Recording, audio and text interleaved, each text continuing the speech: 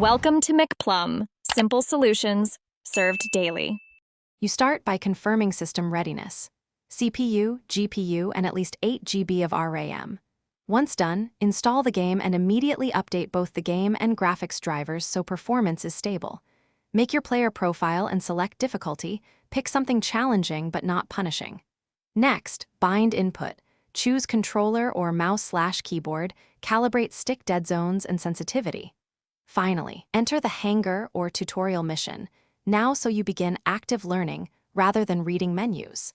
You practice core flight mechanics first, throttle management, gentle pitch and yaw for precision, and short boosts for adjustments. While flying, watch the HUD closely, shields and hull take priority, and fuel or jump range dictates decisions. Once confident, learn weapon firing modes and target lead, switch fire groups for missiles versus lasers.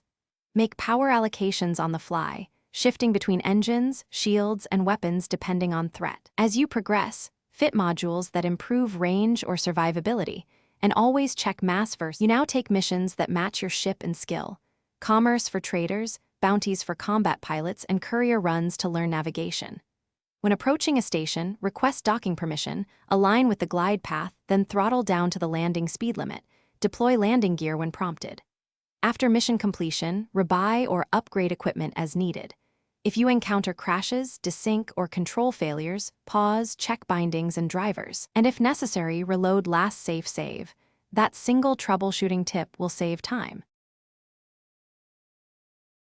Thanks for watching. Stay juicy and subscribe.